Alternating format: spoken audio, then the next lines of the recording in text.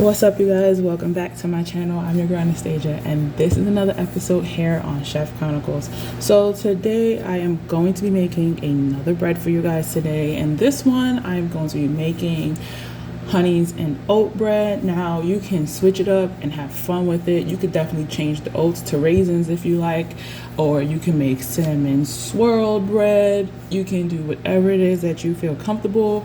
Just don't play too much with cinnamon, just because cinnamon can have an effect on the yeast inside of a dough. So what you would do is not add too much where it can affect the yeast in it. Other than that, welcome. So here we are not going to go into like the history of bread, because we already talked about that in many other videos. So for our ingredients today, we are definitely making that honey and oat bread. And first off, we're going to start here with our flour, our regular plain bread flour, which is about 3 cups of bread flour with an addition of a tablespoon of bread flour. Then we have over here our wheat flour, which is basically a cup and a tablespoon of flour together. Then we have our water here, which is a cup and a half of water. Then we have our oil, some vegetable oil right here, which is 1/4 cup. Then we have our salt, which is 1 1/4 teaspoon of salt. We have some milk, which is 1/4 cup milk. Our honey,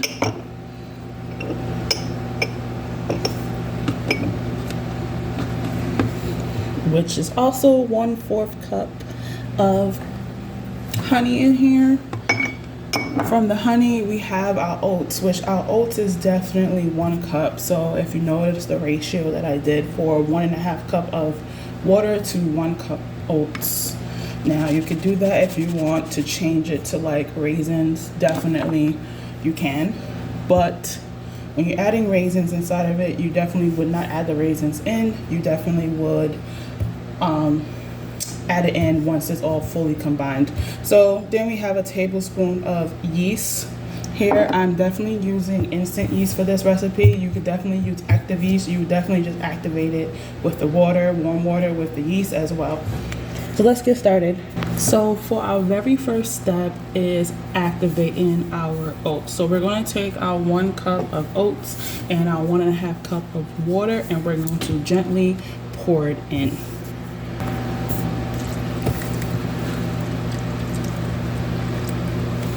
Definitely while you're adding in the water, you definitely want to stir it as well, just to make sure that all of the oats are fully submerged inside of the water. Once that is fully stirred and it's in there and it's nice and beautifully, we're going to let this soak for at least 20 minutes. Now, if you're doing the yeast part, the dry, not the instant yeast, you definitely want to activate it as well in here after you stir it. But instant yeast is so much better than just doing it, just so you. While we're waiting on that, we're definitely going to take our next 3 ingredients, which is our flours and our salt, and we're going to combine them. So take your whole wheat flour and you're going to add it into your bread flour, and then take your salt and add it into that mixture and stir it till it's combined. Okay, so it's been about 30 minutes. You definitely can add in your oats, which it looks like this. We're gonna go ahead and add that in. Next, we're gonna go ahead and add in our flour.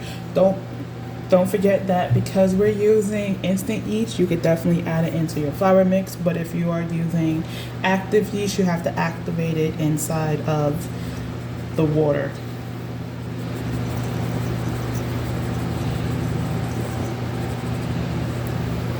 Okay, so now that we added our flour and we have our oats in there, we're going to definitely go ahead and add in our oil.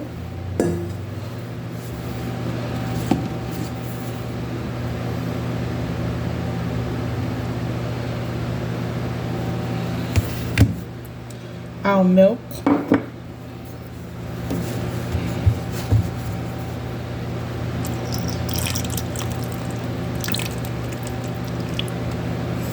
And our honey, the last thing.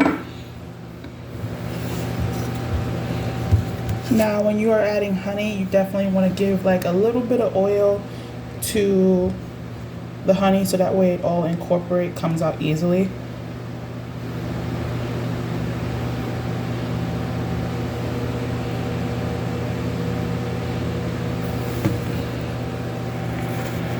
Now, if you want to use raisins, you definitely want to just add the liquid inside of this stage.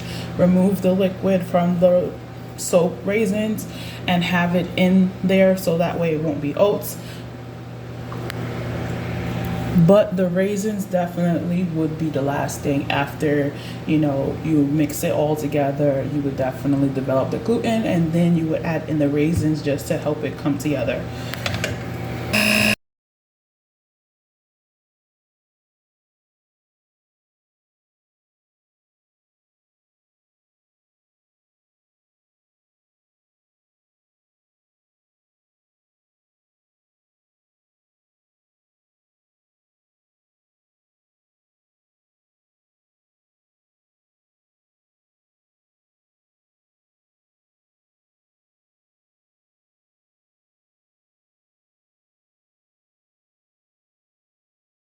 While your dough is definitely coming together, you definitely want to scrape around the bowl to get all that flour so that way it's fully mixed into your wet mixture. Definitely scrape on the bottom just to make sure that they're all together. Now in the standard mixer, definitely this will take about 2 minutes, but if you're using a handheld blender, you want to be able to use a spatula to help you. But make sure when you're using a handheld blender, you are using dough hook attachments.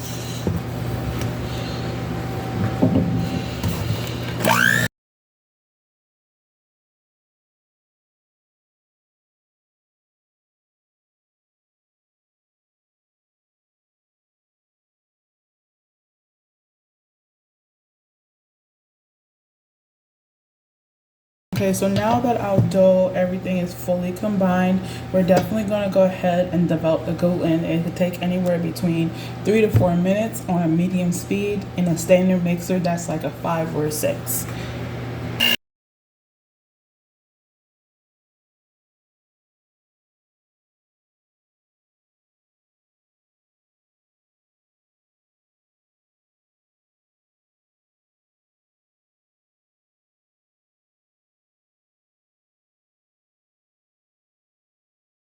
Now that we developed the gluten in there, we're going to lightly flour our workstation and our hands, and we're going to take our dough and we're going to turn it over and smooth it out. Now don't add too much flour because we just want to smooth it, so we're going to knead it for about a minute or two, so just help smooth it out, and then gently roll it into a bowl just like that. And this is how we're going to leave it for our bulk fermentation. And as you're kneading the dough, you can have a feel for the dough. You can feel that the gluten has rest in here, and also that it's not overworked. So if you pull it, you could definitely see our gluten window when you are playing with it. You can definitely also see the oats that's inside of it. Now this is what our dough looks like when it's about to go ahead and bulk fermentation. It should look nice and smooth. You should see like little bits of oats in there. But when you are definitely adding like raisins, for example, definitely you would use the plumped up raisins that you would do, and you would definitely mix it on low speed so it can incorporate, and then you would take it all out. But be advised that when you're adding raisins, it's gonna definitely pop out, and you definitely could just take it, pick it in, and just add it and piece it back in there, just until you get back to this stage. So practice with this one and then move on to adding raisins if you like. Have fun with it with the raisins. So now we're gonna go ahead and bulk fermentate this dough for at least roughly an hour, maybe an hour and 30 minutes, just because of the room temperature in your house could be different.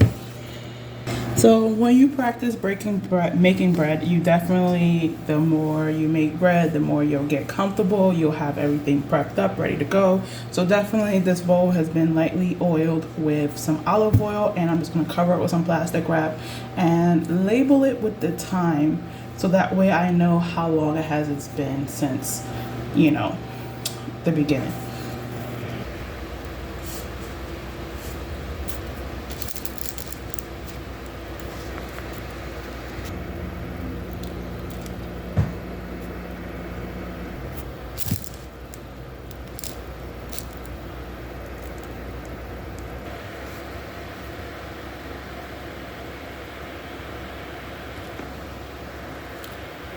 So this is what our dough looked like, and it has been nice and doubled in size. So what we're gonna do is we're gonna take it out on a lightly floured surface, and we're going to basically pre-shape our dough into a size of our pan. And your dough should smoothly come out like how we did with the focaccia and ciabatta bread. You shouldn't have to do too much to help it out. It should automatically come out the bowl. So here we are. To get to that, rectangle shape, we're going to use our bench scraper here, and we're going to scale out our dough roughly about 680 grams. You definitely can take this dough and make mini sizes if you like, for like one person. You could definitely take it and make like a bowl bread with it. Whatever you feel comfortable with, you will definitely go ahead and do.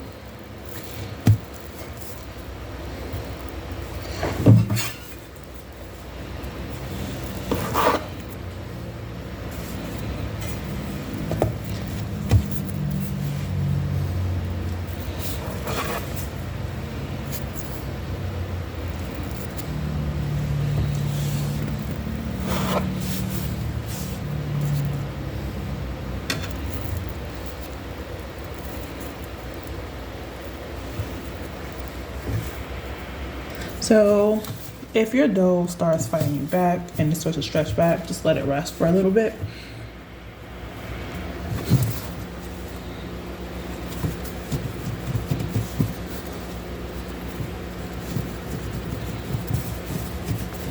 So as you see, I'm making like a letter fold here,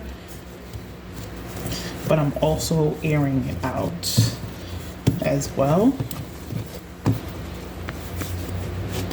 Now that it's folded into a log shape, you definitely want to let this rest for at least 20 minutes total. Right, with the seam side down, make sure you cover with plastic wrap. And for the last minute of our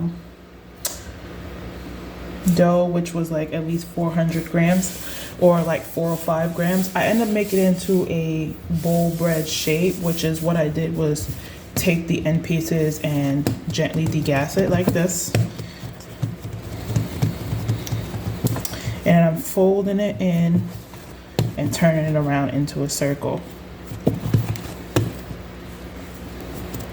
very tightly until I get to the very end, right? Pressing it in, turning it over onto the prettier side. Make sure you degas, and then I'm just using a little bit of flour surface, and I'm just rolling it as we are doing the bulk fermentation part into a nice smooth bottom piece, and then allowing this one to rest as well. So while we're still waiting for our last few minutes on this one, because we let this one, our bowl bread, rest a little bit. So what we're going to do here is just take it out from the dough, and we're just degassing it to make it back into a round shape.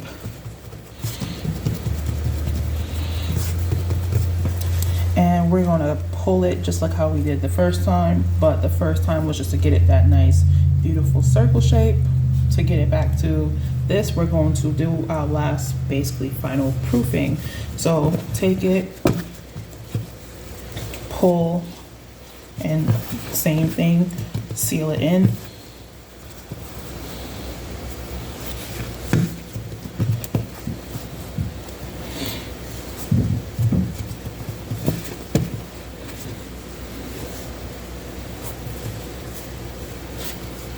just so it's nice and tight.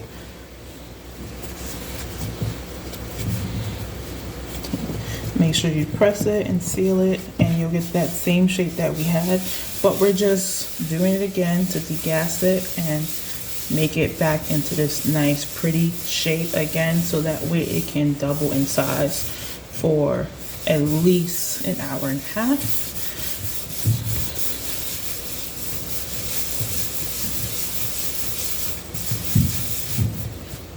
So again, it's almost there.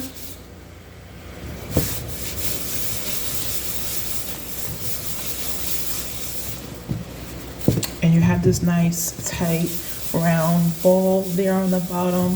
Definitely let your hands do the work while you're doing this so it can get smoother.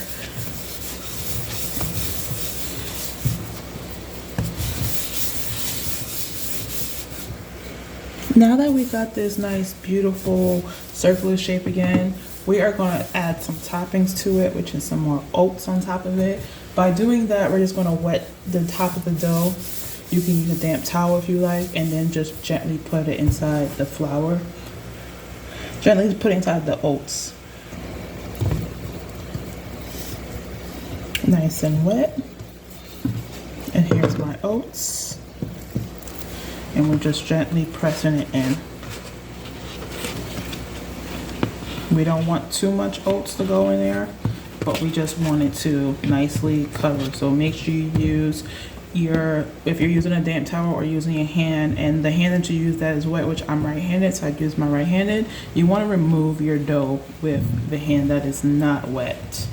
And then you have this beautiful, nice oats on top of your dough. Now, if you need a little bit more, go ahead and press it on there.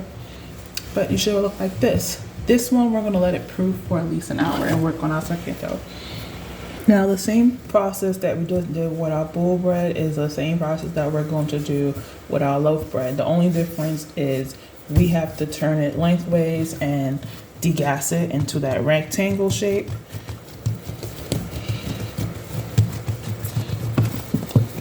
Make sure you lightly flour the station again every time so it doesn't stick to the bottom. And the same process that we did for the first time, the proofing, we're going to do it again. So take the two ends and bring it in and press. And then we're going to take the top and we're going to press it in and seal it.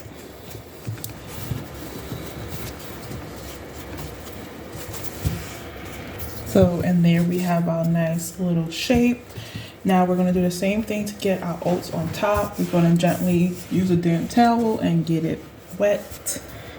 Once we get our oats onto our dough, we're going to transfer it inside the pan, and you see it nicely fits with the seam sliding down. And we're going to let this one proof exactly the same amount of time until it doubles in size, maybe an hour, hour and a half, sometimes two, depending on your temperature. Just let this cover it with some more plastic wrap and let it rest.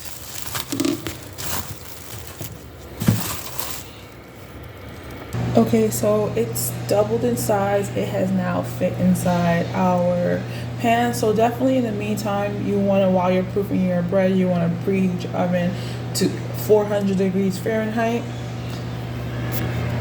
So while the oven is warming up to that temperature and is getting ready, you definitely want to score your bread with like a serrated knife at home. If not, you can use like one of those razors that are inside of, like so. Definitely be careful because you don't want to deflate your bread when you are scoring it.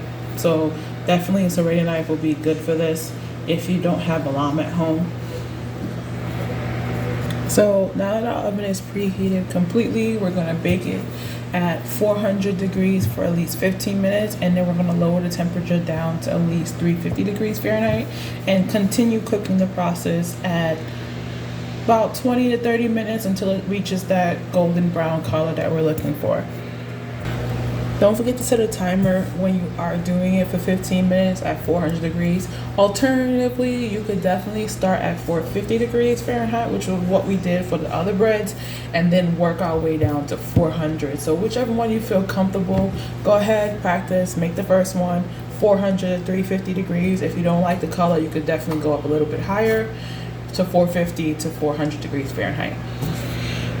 So this is what it looks like that came out the oven. Definitely I baked mine for at least 40 minutes. That's 15 minutes and the rest of the minutes that I actually used. So about 40, 42 minutes, and I got this deep golden brown color. Definitely let it rest for 15 minutes in the pan, which is what I did, and remove it, let it cool off on a wire rack. And then you have this nice, beautiful pillow bread. Make sure your bread is cooled completely when you are using it, before you use it and cut it. So this is what our interior crumb looks like after it's baked and after it's completely cooled. So go ahead, have some fun, make this recipe and enjoy having fun with it. Some things to remember: I definitely went ahead and sprayed my pan so it can be able to come out, so don't forget to do that. But yeah, definitely have some fun with this recipe. Experiment, use raisins, use cinnamon raisins, make like a cinnamon raisin spread, whichever one you want. Just get comfortable with it. Definitely enjoy having fun making this bread with you guys. I hope you guys like this episode. Please don't forget to like, share, and subscribe for more content. Peace.